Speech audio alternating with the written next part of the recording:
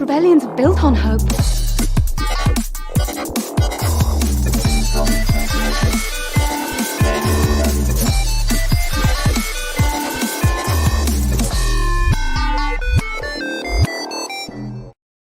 Welcome to another episode of Radio Rebellion, a Star Wars podcast. I'm your host, Alberto Calderon, and I'm joined again by our friend, Davor. How you doing, Davor?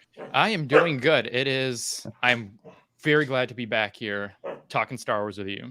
Yeah. I mean, last time you were here, I should say they were from a larger view of the Force podcast. Yes. Great podcast out there. You guys got to check it out. A lot of deep dives and all those stuff we love about Star Wars. But last time you were here, we were talking Star Wars Rebels. I had finished doing my revisit of it. So who better to be here to talk Rebels? And we had a great show, some audio issues on our end, but everything should be fine here. But yeah, glad to have you back. A lot of Star Wars news to talk about before we jump into our main topic. We're talking a little bit before we started that this past few weeks or even months, official Star Wars news have been a little, there's not a lot going on, just waiting for Book of Boba Fett to come out. But this week, there's a few things going on, and we'll talk a little bit about those and then jump and talk about our main topic, which is looking toward the future or next year, 2022, which is kind of supposed to be a big year in Star Wars, at least for the television side. But before we start talking about it, you've been doing any Star Wars things this past few weeks, kind of filling your time before Christmas and all this? Yeah, so I have been, in terms of my Star Wars consumption, as I was telling you just before we got on air, I watched Rogue One this afternoon because I have coming up, not this coming Monday, but the following Monday, I have an episode coming out for the 5th anniversary of Rogue One. So I was watching that by way of refresher. I've also been, actually related to that, not too long ago, I finished listening to Rebel Rising for the first time. Oh, nice. Which is a really good book. I really enjoyed that. So yeah, a lot of my Star Wars consumption has been around that. Yeah, Rebel Rising, that's one of those books that I just didn't care about, I'll say it. When it came out, I'm like, okay, I already saw Rogue One. Why do I need to know about this story? But I just kept hearing from people how great it was. And then there was a lull between, some of the phases of the High Republic. I had nothing to read. So I got Rebel Rising and Dooku Jedi Lost, read them back to back, and they're just great. Rebel Rising, just such a great book. For myself, keeping with the book theme, I finally finished Thrawn, Ascendancy, Lesser Evil, the final in this newest trilogy. I did audiobook, which is my first Thrawn audiobook. And I've only done, this is my third one. If you count, I did first, I always forget the name of this book, and I'll come back to it in a minute. But previously I did, and I'm blanking on it, Tempest Runner, which is an audiobook where it's more of this full cast, which is what I really liked. And I'll be honest, and I'll do a full review at some point. I don't know. I was struggling to get through Thrawn. It's like 24 hours almost. So I know the book itself is like almost 600 pages. So it was a long read, a long time hearing it. And I guess for myself, I'm kind of done with the Thrawn stories. To me, at least, they seem very similar. There's this evil guy out there, something's out there in the chaos that no one else knows how to deal with, only Thrawn. No one in the military group really likes what Thrawn is doing, but no one says anything. They just go with him. And then in the political side, they hate him, but they don't have a plan to stop him. And then whatever happens. So I don't know, they just seem very similar. And by the end of it, I was like, okay, it's done. I'm glad we got 6 Thrawn books, which is 5 too many, I think. I did love that. I'm sorry. I know a lot of people out there love Thrawn. And I understand, it's a great character. The stories just seem repetitive to me. I did love the first one. I loved him in Rebels. And I'm looking forward to see what they do with him in the Ahsoka series, if that's where we're going. But at least if they say, here comes another Thrawn book, at least for me, I'm going to let other people enjoy it. I won't go through it. All right. Anyway, We're here to talk Star Wars. Let's say hi to our friend Dale Earthman is here. He's saying this game announcement is kind of what I want from a movie announcement. We don't hear anything until maybe 6 weeks from completion that it's even coming. And we'll talk about it because this came out of nowhere. At least for myself, I didn't know there were. I think there have been some rumors lately about maybe a new Star Wars game coming out, but I didn't know. And then it kind of dropped out of nowhere yesterday or the day before. And for movies, I know Rogue Squadron, which we'll talk about a little bit. It got announced last year. Actually, today, last year, it got announced. And then a few weeks ago, it was said, yeah, we're going to push it back or it's indefinitely delayed. And then now there's other reports out there. So we'll touch on it. So if you guys are ready, I know I'm ready. Let's talk Star Wars and Star Wars news. There we go. Star Wars news. All right, and we teased it up first. So let's talk about this new game. So Star Wars Eclipse is this new game that was dropped in one of, I don't know where, it was a game conference or game awards that were going on a few days ago. And then this new game showed up, Star Wars Eclipse. And let's start with the trailer first, and then we'll jump into other stuff out there. Some of this controversy with the CEO of this company, Quantic Dream. But this new game, Star Wars Eclipse, is situated in the High Republic era, which is one era that a lot of us love. I love everything High Republic so far. So I was very excited when I saw the trailer for the first time. Let's talk trailer first, Davor. When you saw that trailer, what were your initial feelings? And did you know this was something that was coming? Or what did it catch you by surprise? No, it definitely did. I think, as you said, I think it caught most people by surprise. I do remember, I think right around in the lead up to like Disney Plus Day, around then, I remember seeing there was some rumor milling about, we might get a game and it's going to be High Republic. I do remember seeing that, and then just nothing came of it. So that was just like one of those things that gets fed in the rumor mill and then it vanishes and nothing comes of it. And yeah, I really didn't hear anything about this until basically right about that run up to when the trailer got debuted. Oh, there's a doggy back there. yes, she has decided to make her debut. There you go. And I mean, in terms of the content of the trailer itself, as you sort of mentioned, we'll talk about some of the controversy around the actual developer itself. But I mean, there's a lot of, I mean, the trailer is quite compelling in terms of both, you know, the visuals of what we see. We see something that might, people speculated might be Jeddah City. It kind of looks like it. I mean, the thing that stood out to me was the Lucrehulks, the Trade Federation ship. So like Trade Federation and High Republic. That was the thing that just like grabbed me. I was like, oh my god, High Republic, Trade Federation, and by that, like the possibility out there of High Republic battle droids, which which excites me, and of course the kind of the thing that is going over this whole trailer, which is the Voldemort species. I don't know what else to call them. I mean, that's what they look like. They're doing the drums, and then whoever is rising out of the like the dune like black bath, and so I guess the mystery around that. But yeah, I mean, it looks really, really visually stunning in terms of locations. I mean, it doesn't give away much in terms of plot. You don't really watch it and get a good idea of like what it's about, or even like when it's set. Because I saw some people talking about this on Twitter that like we don't really know how long the High Republic is. So like, you know, all the books and comics that we've been consuming is in this particular slice of time. Like maybe this is like a couple hundred years before that. Like we don't really know where it is in terms of all of the stuff that we've gotten so far. Yeah, there's a lot of questions. And again, just talking trailer, I didn't know anything about it. And then I saw a few screenshots of people saying, oh, this is a new High Republic game. And then other people saying, oh, that's fake. And then, no, here's the link. Oh, they took it down. And they reminded me of that Obi-Wan thing before Disney Plus.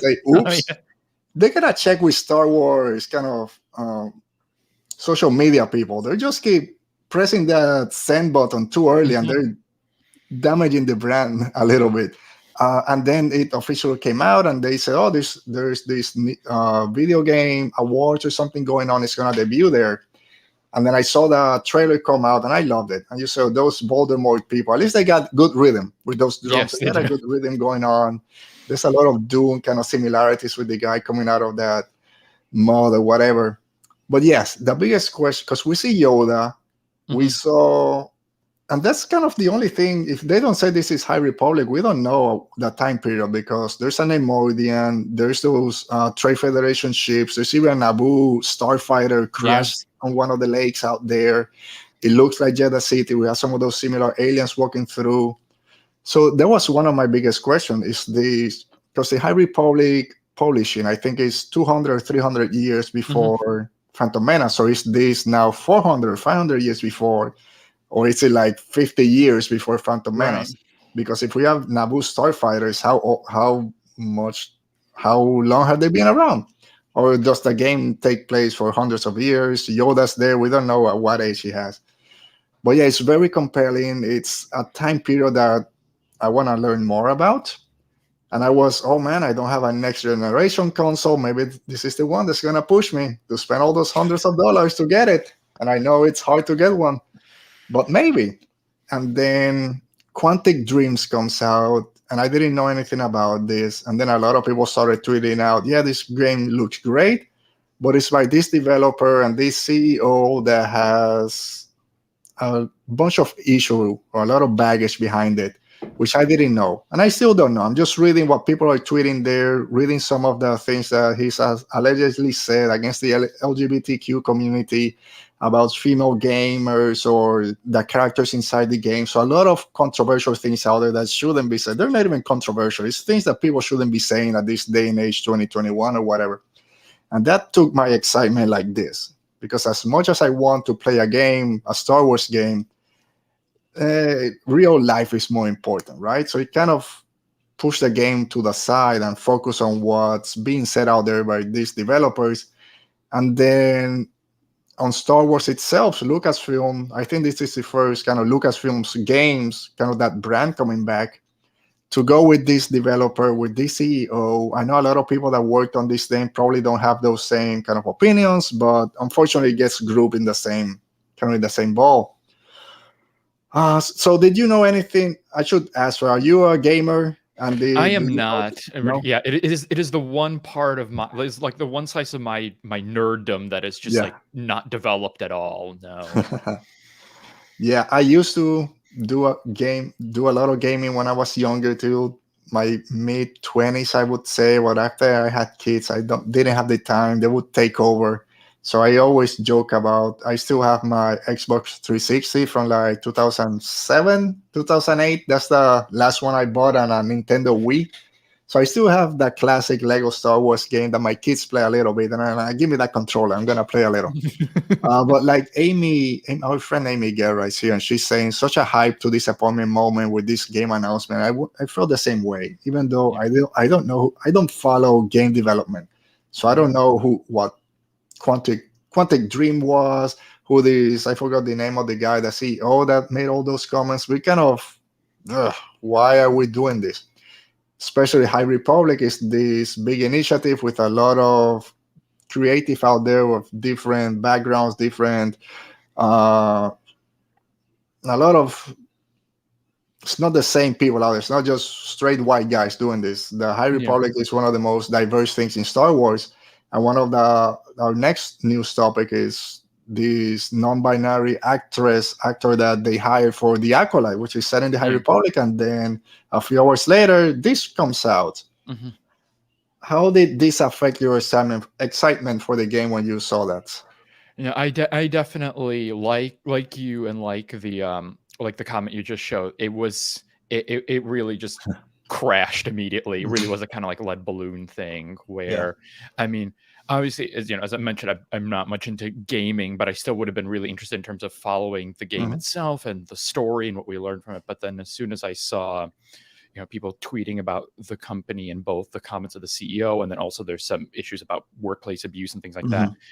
Yeah, that very much, dampened my enthusiasm about the game. And I think it's also worth just also shouting out that there's been a number of people who have been tweeting out the hashtag Blackout Star Wars Eclipse. So a lot of the people they're voicing their protest of an opposition to this game and to the developer behind it.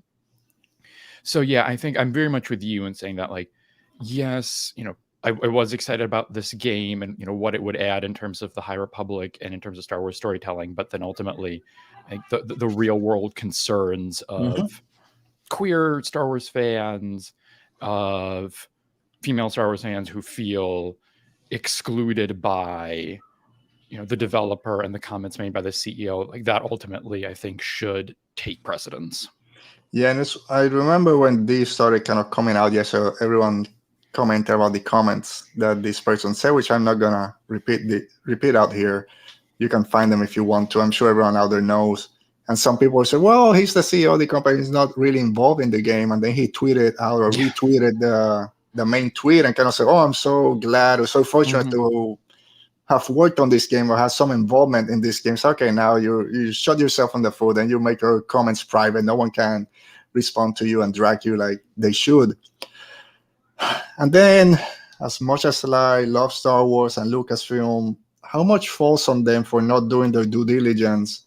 Should they kind of know about this before or once it comes out? Because it's pretty fresh still. This happened 38, 40 hours ago. Do you think maybe there'll be some changing that they decide to hold this game, move it to another studio? Because I heard that this is still in early development.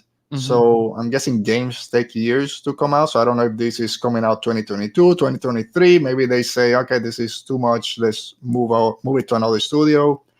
Any chance that might happen, or you think we're kind of screwed and it's going to come out anyways? Again, like not knowing much about game development timelines and that whole process, if there is an avenue to course correct, I do hope that they listen to a lot of the fans who are upset by this and take that chance to course correct, move with a different studio, do whatever they can to try and distance themselves from this company. If it's all in the bag and it's sort of doomed to now just come out because of however far along or the contract's been signed or however it goes, then I think the best move for Star Wars fans moving forward, particularly ones who are upset about Lucasfilm having ties and working with companies like this, would be essentially to make your voice heard via your wallet and not to support the game. And by that way making it clear that Lucasfilm moving forward needs to do better in terms of their associations. Like, either this is a situation where, like you said, they didn't do their due diligence, like didn't look into this company enough, or it's a situation where they knew about this and decided to move forward anyway. Either way, I think it was a bad move on their part. Yeah. And it's one of those things I will never know. We're not there, so we don't know if they knew about it and said, screw it, people are going to buy the game, or maybe they don't know. Who knows? I've seen other because I haven't really delved down into what really happened. I know there's been a lot of complaints to this person and the comments. Then other people saying, oh, that was kind of thrown out of court, just a disgruntled employee. So, of course, there's both sides or both kind of viewpoints. And I don't know. I'm just reading what I read on the internet, which take what you will from it, right? But I would side to with caution. There are these comments out there, those issues. I'm not going to spend $500 on an Xbox X or PlayStation 5 plus $60 on the game plus another controller, $700 for to support someone that might be a very bad person. Talking about the queer LGBTQ community, that we have a lot of fans that watch this show, a lot of friends that have here on the show, that I've been on the show, talk with them on Twitter. Our friends in Serving Pink Mill had a great show yesterday. Go check that out. And if they feel that this is a real issue, then I'm gonna side with them. I'm not gonna, oh, it's a Star Wars game, I gotta follow it. Whatever. Someone's gonna post on YouTube the cutscenes, and I'm gonna know what the story is. So it's tragic because I love the High Republic. I'm guessing this story is canon. We haven't heard. Doesn't really matter.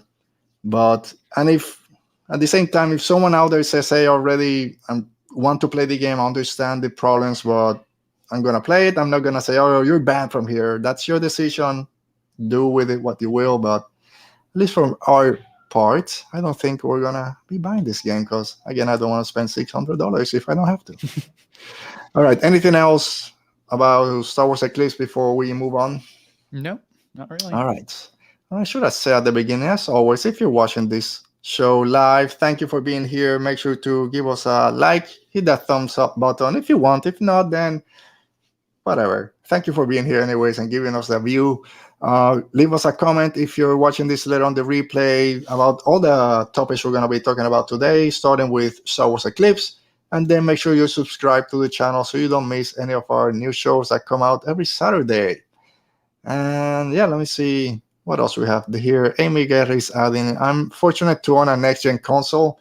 Amy, I'll have to go visit you and play some of those. But if this game gets released by Quantic Dream, I won't be giving my money to support this company. And I kind of hope it won't be really related to the High Republic books. Same.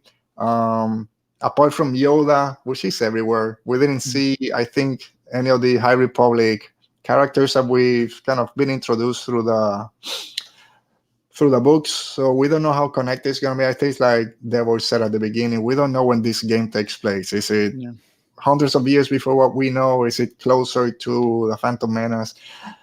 The Fallen Star? Maybe this is part of the Fallen Star. Oh man, I'm so... Oh god. I know. It's gonna be bad. Yeah.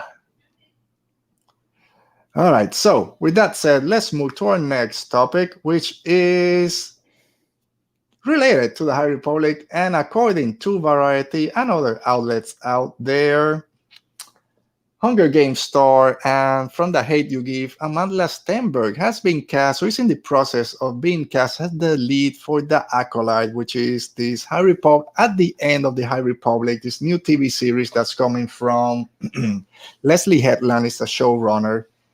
And what we know is kind of the beginning, this thriller, mystery thriller, the beginning of the dark side or related to the dark side at the end of the High Republic, closer to Phantom Menace. Very excited when this got announced last year. And we've been getting bits and pieces the past few months about the Acolyte, so we're getting closer to a big announcement. And this is as big as it gets. The lead might have been cast. Do you know of Amanda Stenberg? Have you seen her in any of her movies or TV shows? Are you excited for The Acolyte? Let's talk about it.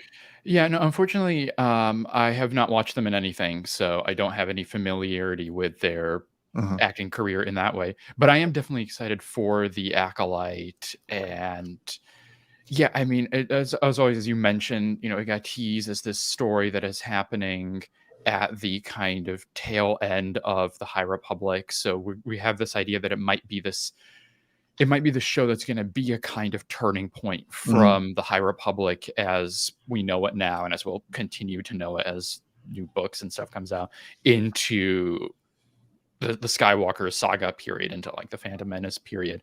So I'm really interested to see, just to get an idea like what it's about, how they're going to do that. Like, is it going to be about the emergent Sith or just So yeah, I'm really stoked to see where it, because I mean everything that we've gotten from just like what the premise is to the fact that it's being headed by Leslie Headland, who's done very very sort of outside the box things. I mean, really does suggest that this is going to be a very unique show within the kind of catalog of Star Wars TV. Yeah, so Leslie Headland was the showrunner for Russian Doll, I think is the name of the Netflix show. I'll be honest, I didn't finish it, not because I didn't like it. I was enjoying it. I probably got about four or five episodes into it. A very kind of different take into reliving the same periods of your life. Very funny, and it's something we haven't seen in Star Wars, that kind of take. And The Acolyte itself is another thing that we really haven't seen in Star Wars, a show kind of focus mostly on the villains or the bad guys, right? From the dark side, this mystery thriller, which again is not a thing we've seen in Star Wars. In the High Republic, at the end of it, is this kind of how the Sith coming back into it, because in the Phantom Menace, I believe in Phantom Menace, they say, oh, the Sith have been extinct for 1,000 years, so we haven't seen it, whatever the quote is. So how did they come back into play? Are we going to see a young Palpatine in this? this is when they bring Matt Smith in that we've been waiting. maybe he's been lying for years and he knew he's going into the Acolyte. But and then we get Amandla, hopefully I'm pronouncing that right, Stenberg cast in this, and it's okay, it's getting real. Here we go. And then it's when you see, we were talking a little bit about Lucasfilm before, they take a step forward by hiring a non-binary actor into this. And a few hours later, then we get Quantic Dreams and all that other thing behind it. So it's like, okay, dude, you're going the right direction, and now you're back where you were before. Yeah. Kind of, how much are you really invested in moving forward? And that's what's disappointing. But really interested and excited for this show. When it got announced last year, this jumped to probably top of my list of one of the most, I'm looking out there, which we're going to talk about later. Mm-hmm. So really excited for the Acolyte, really excited that we're getting more news about this. Do you think, I don't know how much on Twitter you are, social media, I think 2 days ago or 3 days ago, Claudia Gray, and this is just me putting my Sherlock Holmes hat, kind of said, oh, next Wednesday, there's a big announcement, and that was it. No idea. Maybe it's not even Star Wars, but it's a Star Wars show. People are saying, oh, maybe Lost Stars 2, which we've been clamoring for years, maybe. But then I started, okay, so we got this announcement, which is not official, let's say, by Lucasfilm, but this announcement for the Acolyte, for Amanda Stenberg. Then we got Eclipse, which is also in the High Republic.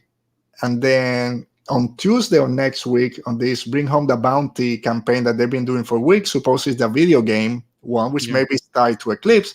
And then Wednesday, Claudia Gray has an announcement. And I said, oh, maybe she's going to write a novel between the Acolyte and this Eclipse game that kind of bridges closes the gap, I should say, bridges the gap between the Acolyte, between Eclipse and the Acolyte. And she's writing something, hopefully. And that's just me speculating. I don't know. Anything there? Am I just... Yeah, I saw that tweet too. I mean, I always try to temper expectations. So like, if I were a betting person, I might incline to say, oh, this is something non-Star Wars related that she's doing. I mean, God, if it were Lost Stars 2, I would genuinely just lose my mind. Yeah, I think that's if we were betting persons, which we're not, at least me neither, because I will be on the streets. That's the safest bet. Probably the best one. I love Lost Stars, just as everyone else. It's not at the top of my favorite books, but I think it's the best Star Wars book out there. The only one that I've actually cried at one point. And we've all been clamoring for Lost Stars 2. And I would say, because a lot of other Star Wars authors, every time they say, oh, I got a big announcement, or I'm working on something, they always put non-Star Wars, so people don't jump on them. She didn't. And again, I don't know. I don't know how she does Twitter. I mean, anything Claudia Gray, I'm going to be excited. So we'll see. Lost Stars 2, man. Oh, man. Yeah. I just want to real quick go back to Dale, who was saying, I don't follow the game production either, so it sounds like my point of view doesn't make a lot of points. Again, Dale, we're all in the same kind of boat. We don't follow game development or game production either, so we don't know. We all were caught by surprise, and we went kind of this roller coaster of emotion. So, all right. And our friend Mo is here. What's up, fan Mo? You missed Davor saying that he was watching Rogue One before we started, so she loves Rogue One. That's her thing. So, all right. And Amy saying Star Wars social media will melt down if a Lost Stars sequel is announced, but I suspect it's something non-Star Wars. We'll see. Only 4 or 5 days, and we'll find out. So let's move on to our final news of the day, and it's related to Rogue Squadron. I'm gonna do my best Lord of the Rings impression because we're at 20 years of Fellowship of the Rings coming out. Although this happened in the Two Towers, it looks like Rogue Squadron is back on the menu, boys. There you go. That's my your Urukai version. My Urukais. Then I have orcs and goblin killing me for stabbing me. Try to gut me. Anyways, I should do a lot of the Rings. Anyway, we're digressing. So Rogue Squadron, like we mentioned a little bit at the beginning, I think it was maybe 3 weeks ago. It was one of the few official Star Wars news. What hey, Patty Jenkins is extremely busy with Cleopatra, Wonder Woman 3, and who knows what else. This is going to be indefinitely delayed. And people just lost it. Here we go again. Lucasfilm and Star Wars announcing things and canceling, more issues with the directors. They don't know what they're doing.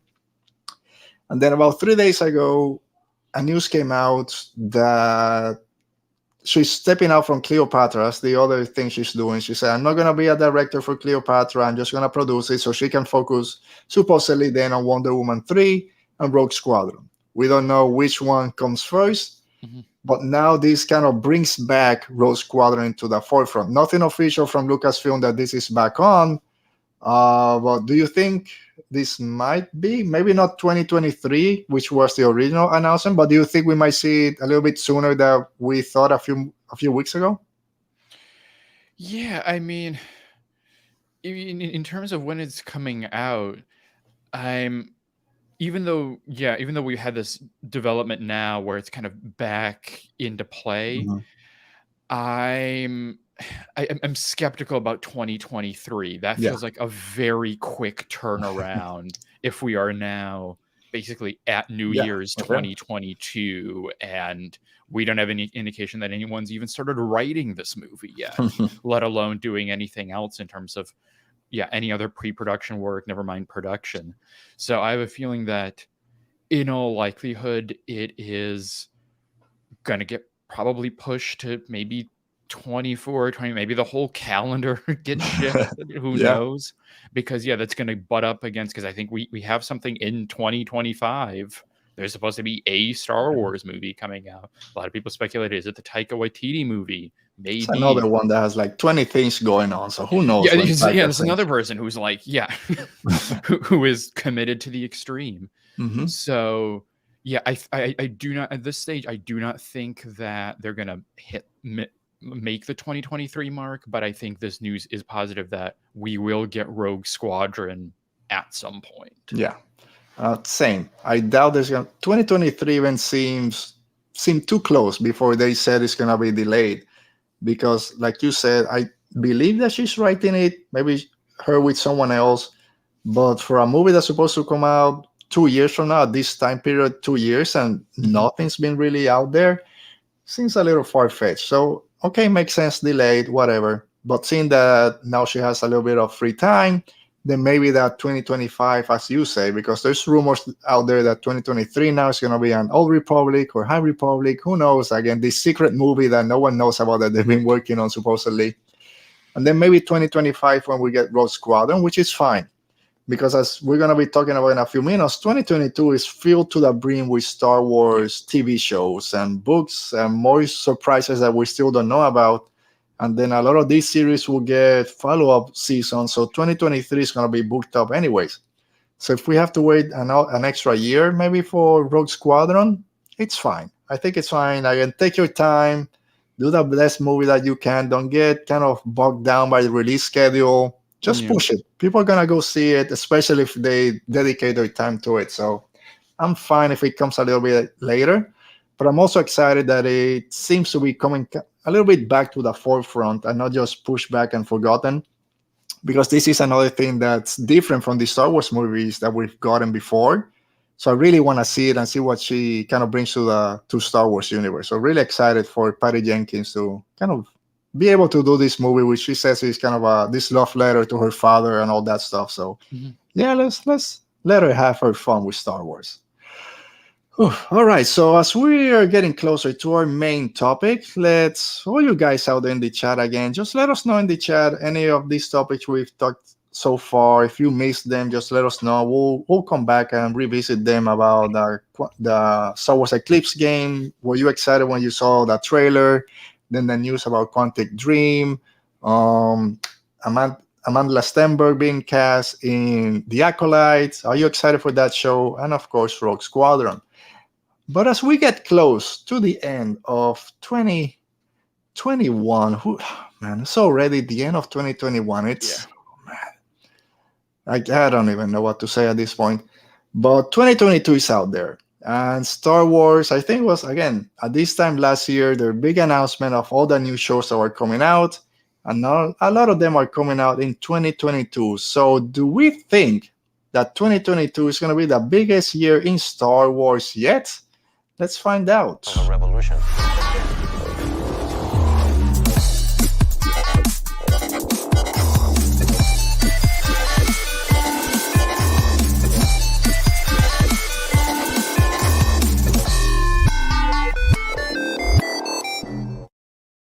Hi, Davor. So let's start first. Before we jump into 2022, give me your overall quick 1 minute, 2 minute feelings of 2021 in Star Wars, everything that we got this year. What is your feeling coming to the end of the year? I think it was a really strong year for Star Wars. I mean, we had, of course, the launch of the High Republic, and I think that has gone really, really well in terms of how the books and the comics have received. In terms of, we've seen a lot of these books and stuff hitting bestseller charts. So I think that's been really good. I think we've seen a lot of great storytelling in terms of Star Wars television that we've gotten so far. I think Bad Batch season 1 was very good. I loved Star Wars Visions. I think that was a really, really great contribution to Star Wars and really illustrated just some of the creativity and bringing in new studios and using Star Wars in these ways that we really hadn't seen before. And I think that was really compelling. And of course, we will get, it's still technically going to be in 2021, even though it's just barely clinging on, but we got Book of Boba Fett to look forward to at the end of this month. So I think for all that, and of course, there's a bunch of other stuff that I haven't mentioned, whether it's the Thrawn books and things like that. But I think it was a really, really good year. Yeah, it's one of those that kind of, when you think about it, 2022, that's the year we have all these shows. So then we start thinking of everything that we got. The High Republic has been going on since January, I think, all the way. We got 2 Thrawn books. I think we got the Victory Prize, the last one of the Alphabet Squadron. The Ronin book for Visions. And we got Star Wars Visions, the Bad Batch. We did get a Mandalorian, but a lot of other stuff came out this year. A bunch of comic books out there. Even the smaller shows on the Star Wars YouTube Kids channel also dropped. So it was a very big year for Star Wars. Even no movies out there or anything. A great year, I think, in Star Wars in 2021. And I'll start plugging in next week's show, which is going to be our big kind of look back at 2021. Or we'll have an award show, basically. So it'll be fun. Make sure you guys tune in for that one. But you mentioned Book of Boba Fett. Let's start with that one. Do you consider Book of Boba Fett a 2021 or 2022 show? Because I've gone back and forth. It's a struggle. I mean, I think probably I would call it 2022 if we're being. I mean, it's clinging on barely to 2021, but I think really, for all intents and purposes, it's a 2022 show. Yeah, I remember when they said, Book of Boba Fett, December 2021. We're all excited. And then, December 29, 2021. It's like, dude, really? Just hold it. Hold it an extra week. Why? Yeah. If you're going to wait, I know we want to, I guess it's December, right? This is Star Wars month. Just wait an extra week. What are we doing? But I guess it comes out after, I think we have 2 more weeks of Hawkeye. So kind of December 22nd maybe or something. So maybe they just want to then jump straight to Star Wars. Probably. It's okay, I get it. It's a huge brand, Disney Plus and all that stuff. They got to work together. But just wait. Which is funny because as I'm doing my 2021 compilation, like, do I include Book of Boba Fett as a 2021 show or looking forward to 2022? And I think I'm the same way. Most of it is 2022. We'll call it a 2022 show. Are you excited for Book of Boba Fett? Were you a Boba Fett fan before Mandalorian Season 2? What are your thoughts for this new show coming in a few weeks? Oh, yeah, I'm definitely excited. I've actually got here, I am sporting my Boba Fett shirt. Very nice, very nice. Mando Boba shirt. Yeah, I am. Yeah. I mean, I did like the character definitely prior to Season 2 of The Mandalorian. Even though we obviously didn't get much of him in the original trilogy, I did enjoy the stuff that we get like in the prequels and the Clone Wars with young Boba. I thought he was compelling. I think Season 2 did a lot to elevate his character, and I've talked about him on my show quite a bit. they did an episode in the kind of aftermath of season 2 of The Mandalorian, talking about Boba Fett. Mhm. I think they used him in some really, really compelling ways in that second season, in terms of like, because like so much of the Mandalorian, particularly the second season, deals with these issues about like identity and what does it mean to be a Mandalorian, who's in, who's Exactly. out, and then like Boba they place in this really kind of interesting place where it's like, oh, he's got this connection to his dad who got kind of like recanonized Django back as a Mandalorian. But like, Yeah. he's not really a Mandalorian, but he wants the armor. And then like Din won't give him the armor, but then later he will. But then Bo-Katan is like, who is this guy? Like, and so like, he's just in this like really interesting place. And then of course, then we got the announcement at the end of season 2 about Book of Boba Fett. And I think, yeah, I'm really excited to see where they take his story, building off of what they've done in Mando season 2, and then there's all this, everything that's been teased so far about like he's going back to Tatooine, he's taking over Jabba's empire, but then the hints that like maybe he's going to do things differently, because there's that line from the trailer about Jabba ruled with fear, I intend to rule with respect. And so like, what's he going to do in terms of navigating the underworld, getting more about his relationship with Fennec Shand, who is who started off as what looked to be was going to be this one-off character in season 1, but now has been done a lot with in season 2 in Bad Batch. So I'm interested about that. I'm interested to see the extent to which I think this is likely. I think it's a little low, but like, will there be any connections with Bad Batch season 1? Because because I think back particularly to last year where we had, Clone Wars season 7 and then Mando season 2, and like there wasn't much connection in terms of story or plot, but like Ahsoka was in one and then she showed up again. Bo-Katan was in one and she showed up. And like, is it more than a coincidence that like we get Bad Batch and like here's Boba Fett? Like, so yeah, I'm for all those reasons and more, like I really, really intrigued to see what they do with him. Yeah, I mean, there's a lot that they can do. I'm hoping that they build on the Boba Fett of Mandalorian season 2. I've said 300 times on this show, Boba Fett is my OG favorite character. I love him in the original trilogy. I don't care. Yeah, he looked cool, and that's why I loved him when I was a kid, and I just kind of kept going. But what they did with the character in season 2 was beyond anything I could imagine. That first 10 minutes of that episode, he's wreaking havoc, and of course I'm yelling, yeah, of course he's a badass. Here you go. But then we see the progression of the character with Fennec Shand, how he tells Mando, no, we made a promise or a deal. We're going to get the Grogu. We're going to make sure that he's safe before we kind of bounce out of here. And then it progresses through the season finale. So I hope they continue that storyline with Boba Fett and that this new Boba and his relationship with Fennec Shand. And it's not just, oh yeah, he was a cool character in the original trilogy. Let's show him just beating people up, or now he's taking over the kind of underground in Tatooine, which is, of course, kind of makes sense, but kind of keep building on this character that we met. Like you said, why did he save Fennec Shand, right? Because he could have just left her to die there. He took time, or took her to Dr. Mandible, like I'm going to say, took her to Dr. Mandible to get patched up, went to Tython, and then all this stuff. So I hope we learn, do they have a past? Right? Did they have a past before Mandalorian season 2? Hopefully, and we see some of that and kind of progresses. Is there going to be a connection to the Bad Batch? I said here before, the Bad Batch is not my favorite series out there. I had some issues with it, but it kind of makes sense, right? We saw Fennec Shand there. She has a connection with Boba Fett's sister, with Omega. Yeah. Now they're both headlining this show. It makes a little bit of sense, and it will bring in a lot of people to make those connections. And I think it can work, even though I understand also with some people that are not too happy with the depiction of the Bad Batch in terms of that they don't look like the character which they were cloned from. Yeah. Might be a little bit whitewashed and all that stuff. If they bring a Caucasian character or actress to play Omega in live action, how is this going to play out? Right. Again, that's for a future story. We don't know. But it'll be extremely interesting. Even if Omega, let's just talk about Omega, she doesn't show up, if there's a mention that Fennec Shand mentioned something about Omega, and either Boba Fett knows who she is, or he just learns that he has a sister out there somewhere.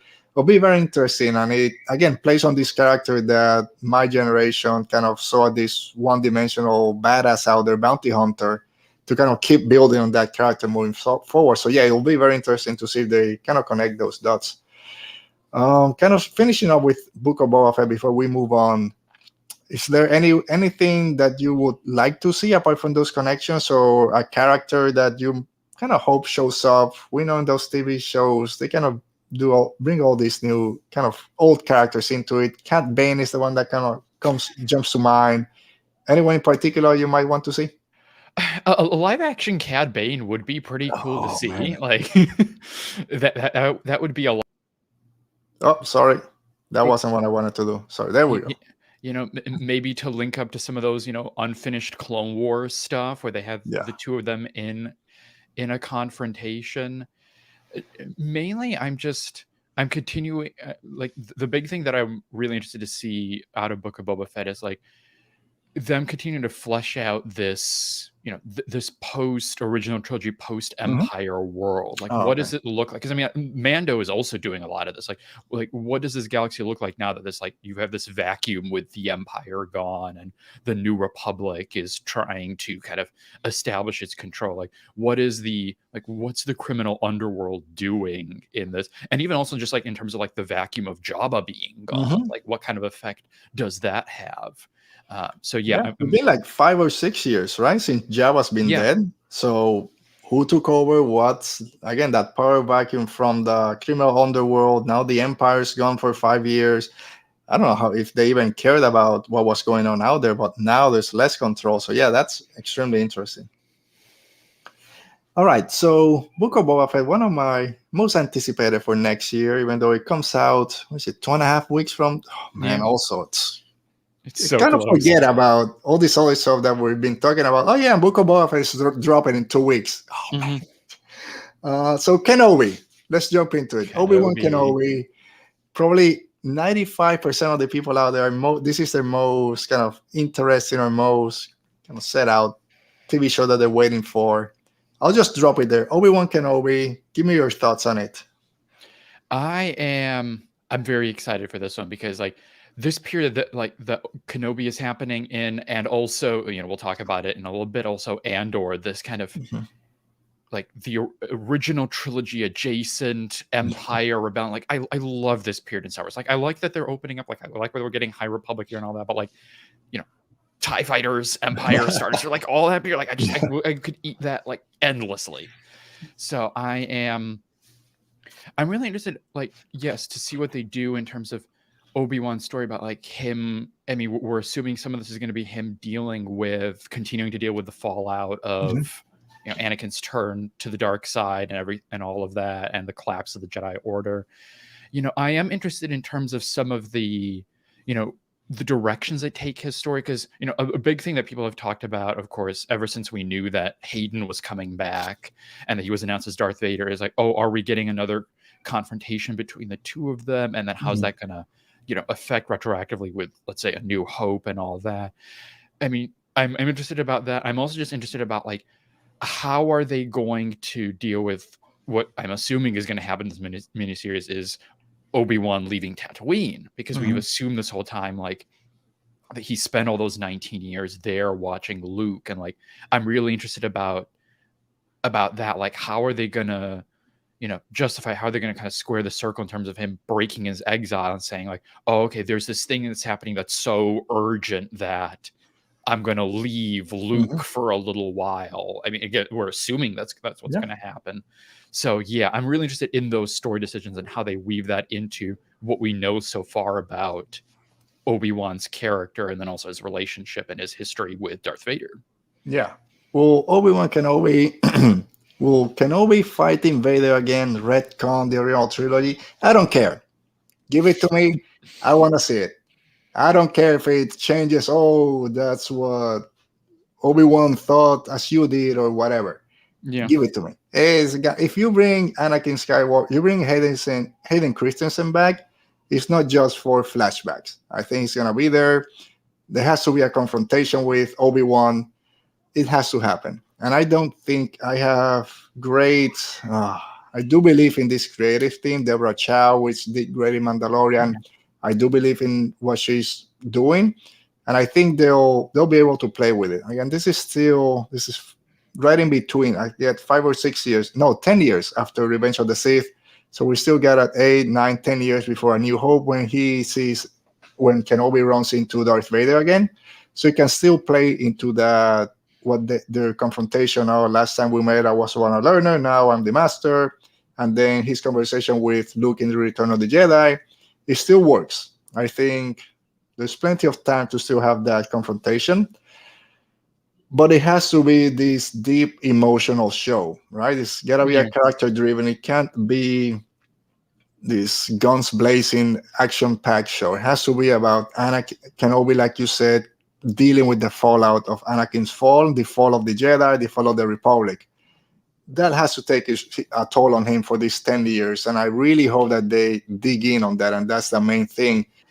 And then what is going to be that event that kind of calls him out of Tatooine? Is it knowing that Anakin survived, he's Darth Vader, he's out there. I mean, he knows that he's Darth Vader, but knowing that he survived and he's out there and he says, oh, I got to give it one more shot. I got to go and try to bring my friend back. And I really hope that's the reason. But also on this little kind of sizzle reel that they gave us in Disney Plus Day, which I still think is kind of lame.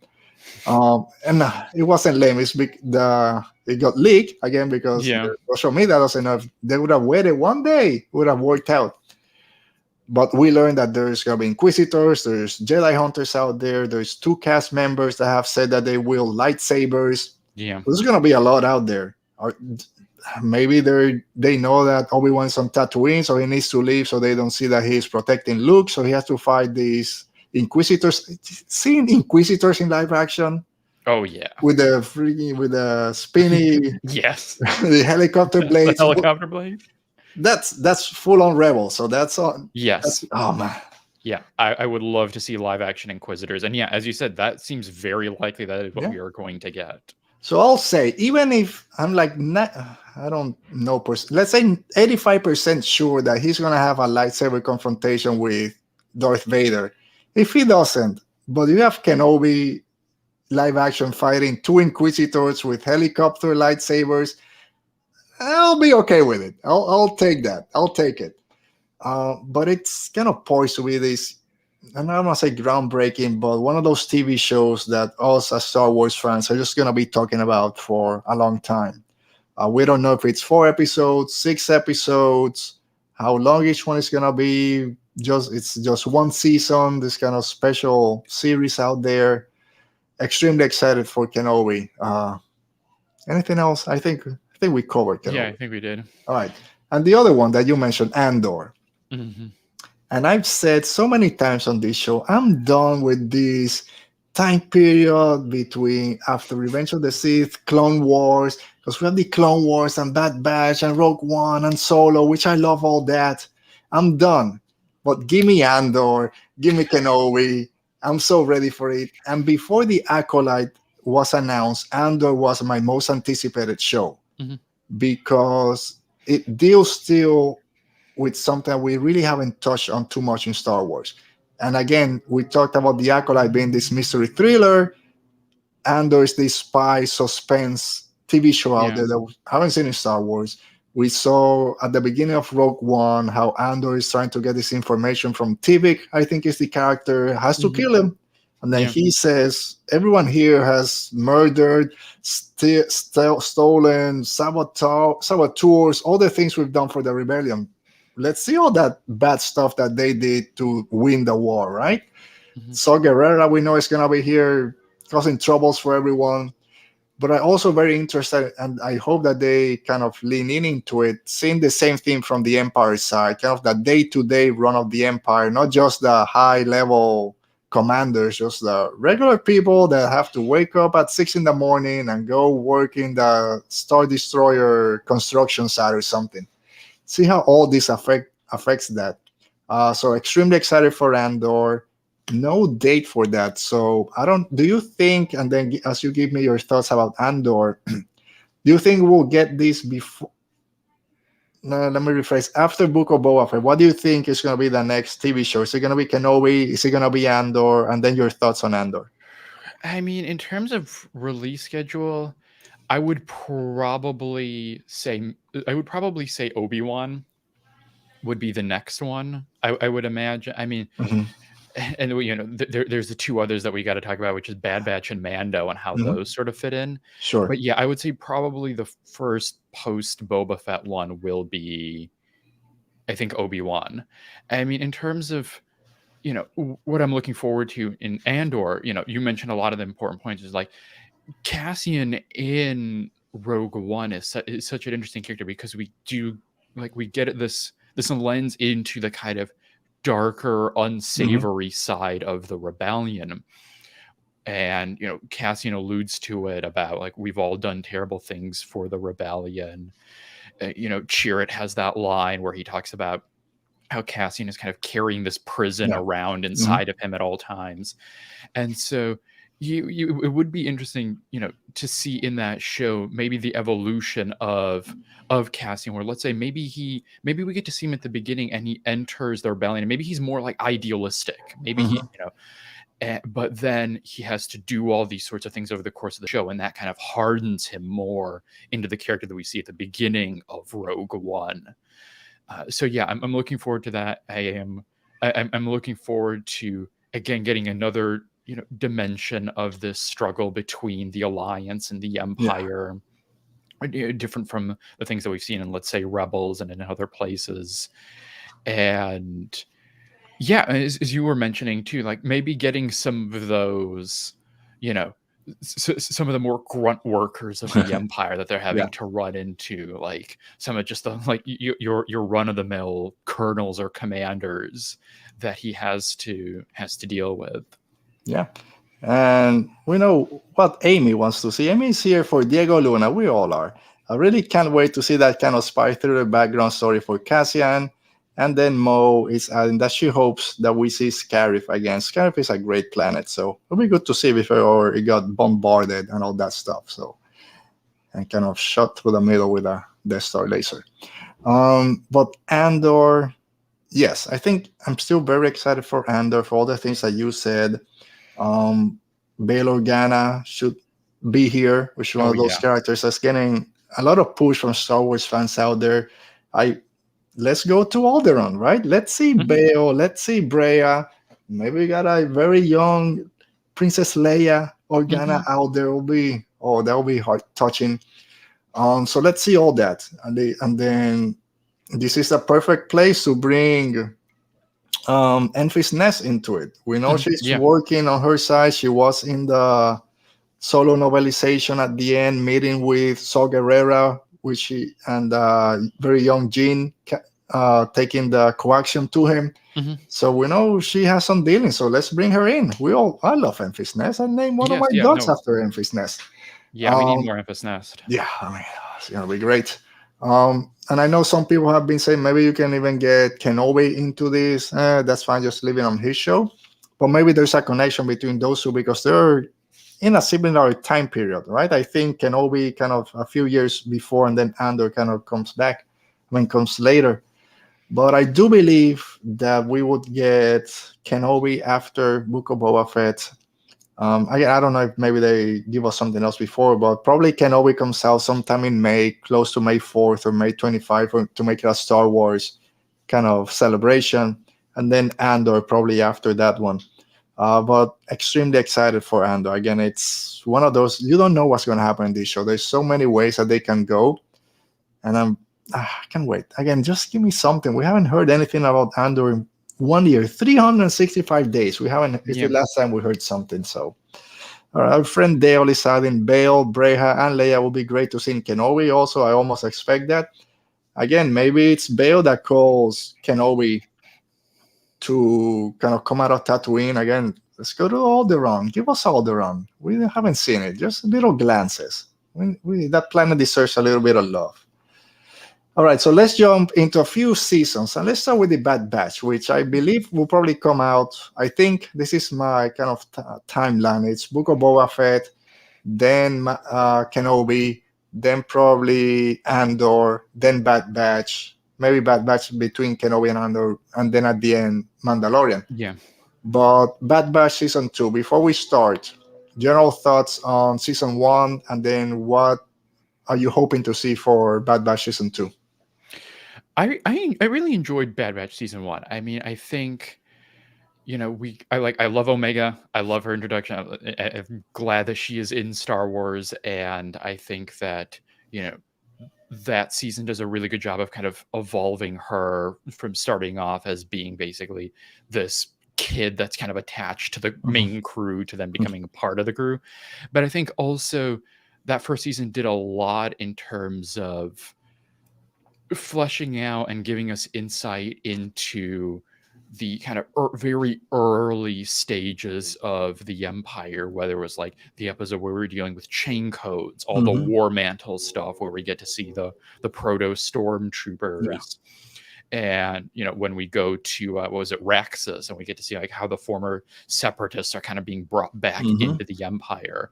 So that kind of world building in terms of seeing like how the Empire is establishing its power, I think was really compelling, in addition to just the micro story of these clones who are now have essentially become decommissioned and are now trying to find some sort of purpose for themselves now that they are no longer soldiers for the Republic. And I mean, looking ahead to what they're going to do in season 2, I mean, I think there's a lot of avenues that they've left for themselves. There's of course the continuing relationship between Crosshair and the Bad Batch, and where they're going to do that. I mean, like, presumably someone's going to pick up Crosshair on this platform at Camino. Maybe he'll start swimming. Yeah, I don't know. Like, someone's going to come. I don't know how he's going to reach out to anybody, how anyone's going to know. But presumably Crosshair will get back to the Empire in some capacity and will continue to go after them. We already saw the Bad Batch dealing a lot with the criminal underworld in season 1. So like, where are they going to, like, what other connections are they going to make? What other jobs and assignments are they going to go on? Will we get to see them more with the early rebellion? Because we got teases of that with the Martez sisters and with Captain Rex, that they're connected to this larger fight. And then of course there is the enduring mystery of Omega that's out there, which is like, what is her purpose? We got teased in season 1, the Kaminoans were talking before they got caught and arrested and like everything got destroyed. They were teasing some sort of contingency plan about like a new superior type of clone.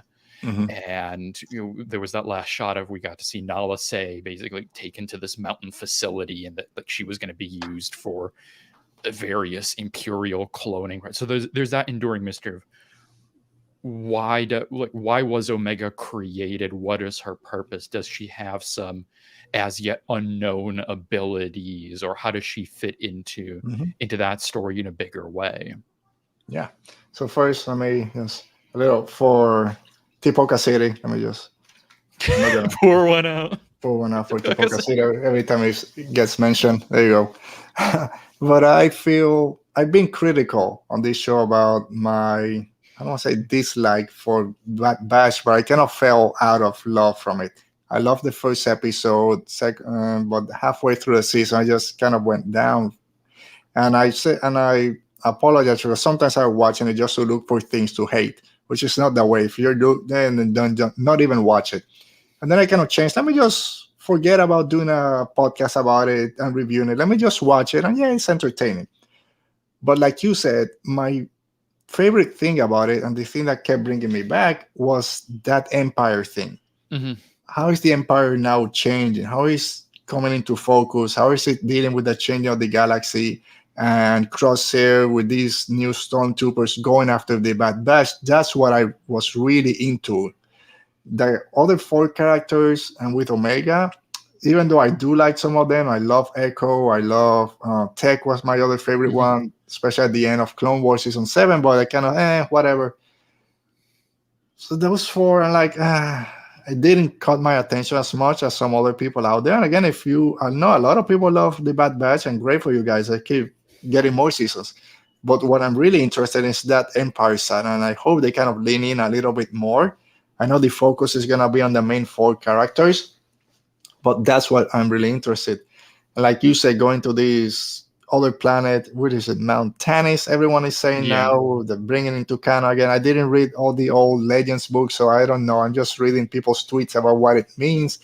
But more cloning. We've seen cloning in Mandalorian. Obviously, is this all gonna lead up to the sequel trilogy? Kind of making it more connections with Snoke and the Emperor's plan and all that. Yeah, of course. I Yeah. love all those type of stuff. I'm not really dying to see season 2, but maybe it's one of those shows that just keeps evolving and then I'm back on it, which is why we should just let those shows kind of breathe. I felt the same way with Rebels the first time I saw it. It took me a little while to get into it. Mhm. So we'll see. Bad Batch season 2, it's been officially announced. We don't know when it's coming out. We'll see. All right, so real quick, Mandalorian season 3, most likely at the end of the year. I'm gonna just go ahead and ask: do you think we're gonna see Grogu at some point in season 3? I think probably. I doubt at the very beginning. I think they will. I don't know to what extent we will see a dinless Grogu, like whatever he's up to. Probably Yeah. not much, but I suspect that that season is going to spend at least part of maybe, let's say, the first half, first third, maybe even first 2/3. Might be a while where we just sort of see where Din is, because Din's in a very thorny situation left at the end of season 2. Just a little. Like there's a lot to do with Din, independent of Grogu, but I think something or other will ultimately bring the two of them back together. I know you have takes and feelings about Grogu. Oops, sorry. All right, so all right, it's the Grogu is out of the bag. Let's go ahead. Yeah. I'm done. Maybe I'm just an old grumpy man. I love Grogu. I don't know if you really can see that. I got a few Grogus out there. There's like 2 back there. Mhm. And I don't know how many Funko Pops I got of Grogu. But I don't know what else he adds to the story of the Mandalorian, because I don't know. Season 1, okay, he did a little bit. He helped use the Force and all that stuff. Season 2, he was just there, just trying to survive. He didn't add a lot. He was just a child that they were carrying. To bring him back, I don't think it adds anything to the story. What Luke is going to do with him, okay, give me Grogu 10 years from now, when he's a little bit older, he's mastered, or he's starting to control the Force, or maybe he decides to go something else. I don't want to be a Jedi. Get me back to Din Djarin. I want to be a Mandalorian. Okay, fine. Do that 10 years from now.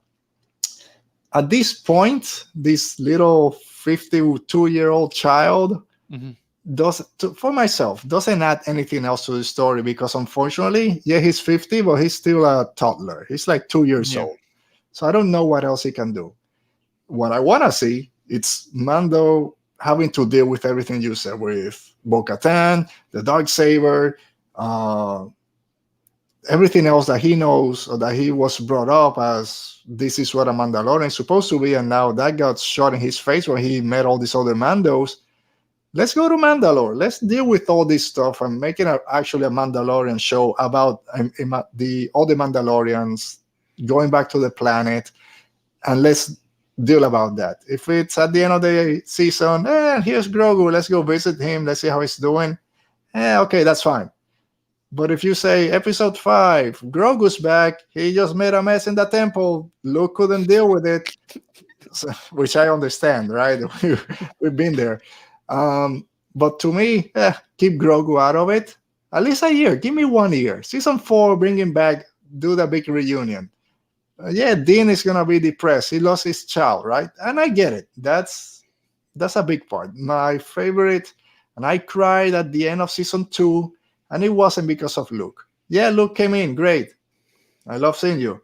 I broke down completely when Din Djarin had to say goodbye to his son, right? Because that's what he did. Broke my heart. He did the right thing. He knows it. So I know he's gonna be depressed or something, which is, again, that's gonna be another thing that hasn't been touched in Star Wars, or I don't know what other shows out there. 45, 50-year-old man depressed because his son is away as the main character. Let's deal with those issues. Mental health and all that stuff, that's very important. It's not really out there in Star Wars land. So that's something I want to see. Not, yeah, he's back. Let's sell 75 more Funko Pops because he grabbed a leaf and now let's sell it. And then I'll probably buy it. So that's my feelings for Grogu and Mando season 3. But anything specific that you might want to see from that series? Not I some mean, character coming in, but what do you expect the series to be about? yeah, I mean, I would say like with what I was talking with Bad Batch, like I think there's a couple avenues to go. Like one is Mhm. like you've sort of talked about, which is about the kind of Mandalorian Mhm. politics and Yeah, like Din now Din now who has doesn't kind know of anything? bumbled his way into becoming ruler of Mandalore, like apparently. What do And I do with this? yeah. And so like how does that work with Bo-Katan? Like do we see them go back to Mandalore? Do we see them link up with other Mandalorians? And how do they maybe deal with Mhm. this like this extremist who is now their leader? Yeah, start Like saying, "Are you Mandalorian? Are you a Mandalorian?" She doesn't know anything about the yeah, world, right? yes. So all and how all of that goes, and then there is of course the other thread of Moff Gideon and the Yeah. Empire. So we know that he is now presumably in New Republic custody. I mean, that's what we can kind of infer from the end of season 2. And yeah, there's still a lot of questions about what's his deal, like, and what was his past involvement with the Mandalorians? Like, did he rule Mhm. Mandalore for a time? Is he the reason that Bo-Katan was deposed from power? And then, much like with season 2, much with Bad Batch season 2, like, what's the deal with all the cloning? We got Yeah, people in jars there too. We had them in Bad Batch season 2. Like, there's a lot of yeah. folks in jars, and we got to figure out why they're there. So, So where do they find all these jars? We don't know. yes, exactly. Just everywhere.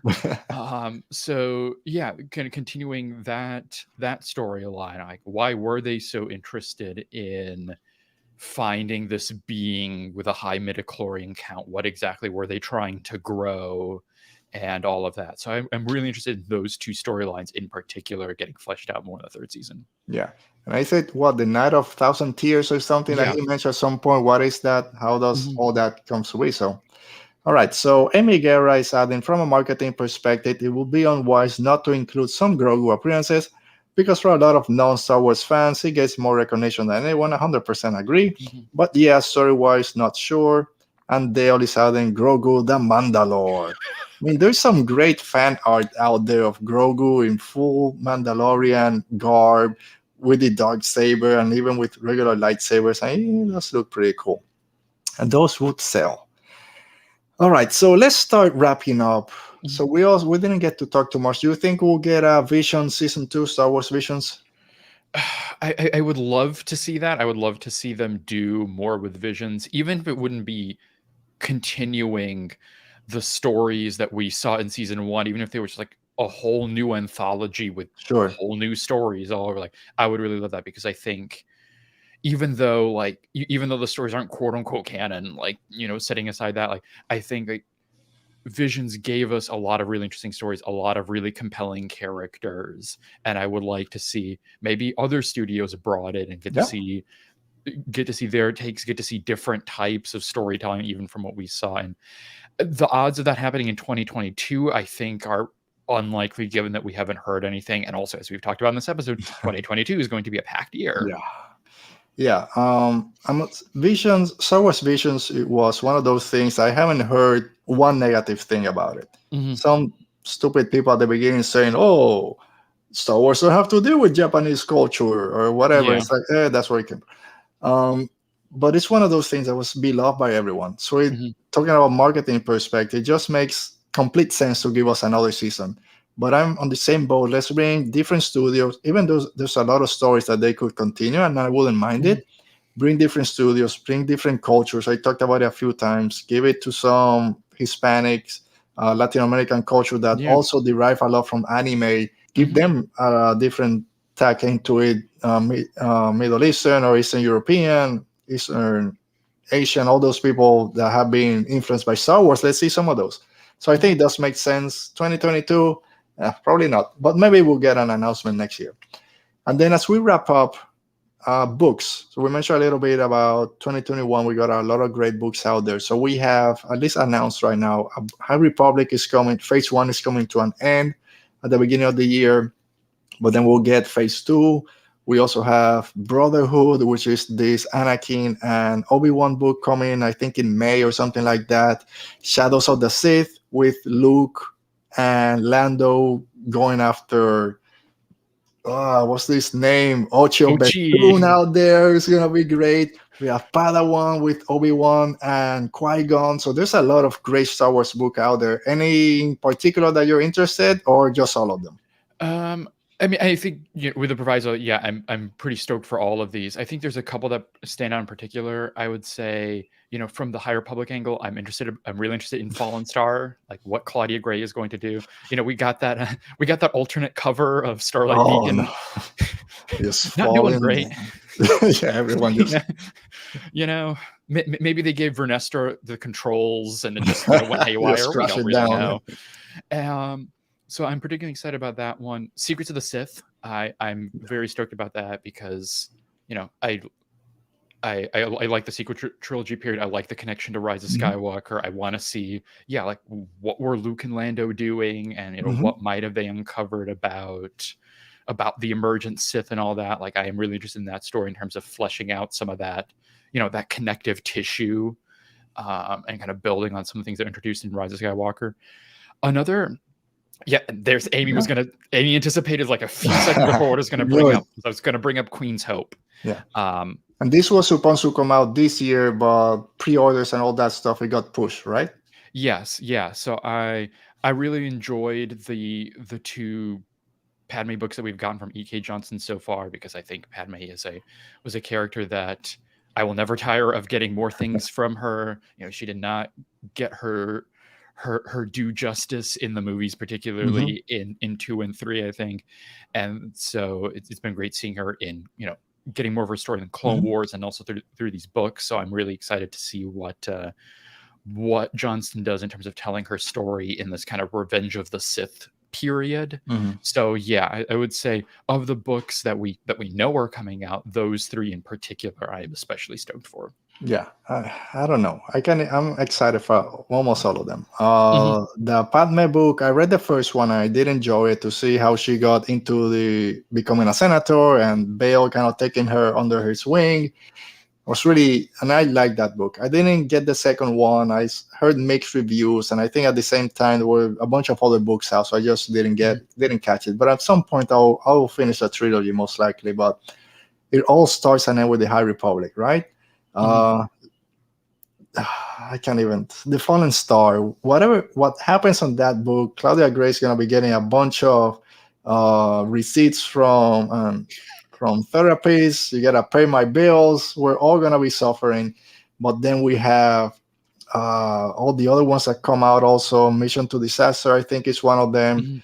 And then I forget the name of the one that Daniel Jose Older is doing. Forgot the name of it, but looks great with Cormac Virus and with the other his Padawan, Reith Silas. So that's going to be great going after. So High Republic is my go-to.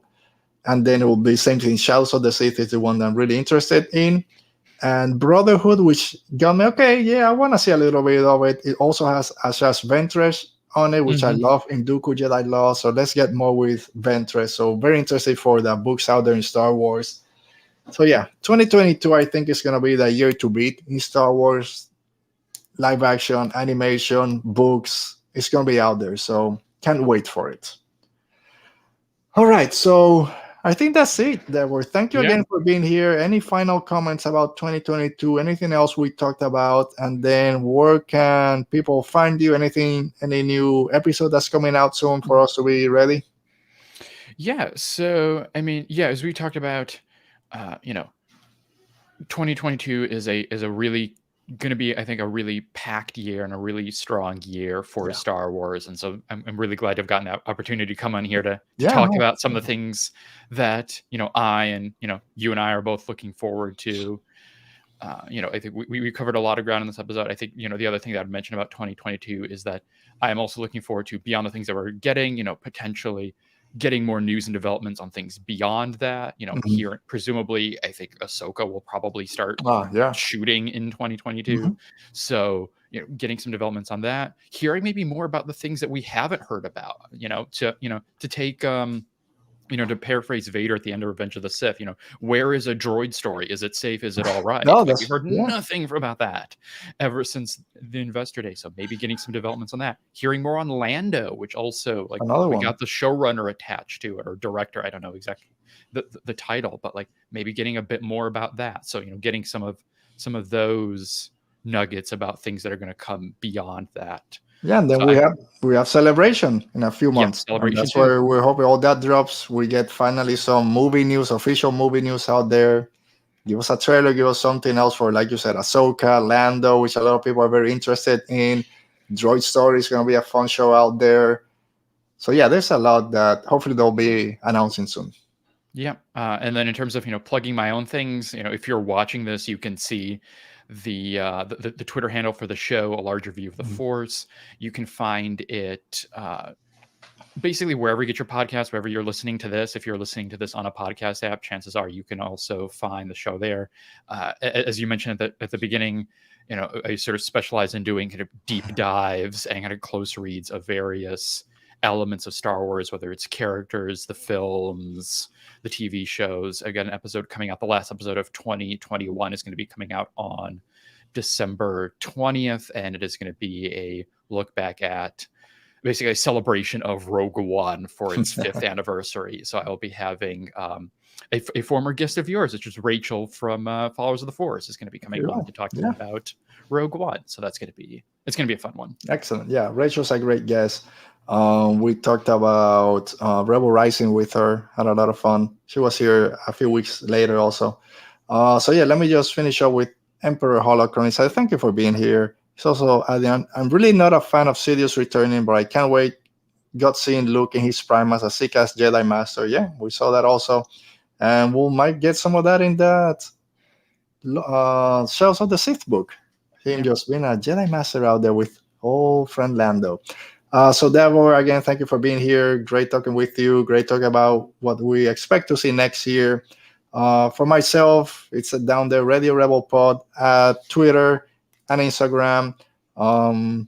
Hopefully a full review of Throne Ascendancy Lesser Evil will be out sometime next week on Radio Rebellion Podcast.wordpress.com. You can check that out there. And then this will be available as a audio podcast on Monday. So you can also check it there on all your podcast listening devices, stations, whatever, like Davor said for his show. Thank you again for being here. For you guys in the chat, as always, love when you're here. End of the year. Can express my gratitude for everyone. Like I mentioned at the beginning, next year will be our last live show of the year as we look back at 2021 with a bunch of great guests. We have 5 people coming in just to look back. And that's going to be it. We're going to be taking a break after that, but we'll be back in 2022 talking most likely Book of Boba Fett to start. So to everyone out there, to Davor, thank you again. And as always, stay safe, be safe, and may the Force be with you. Rebellions are built on hope.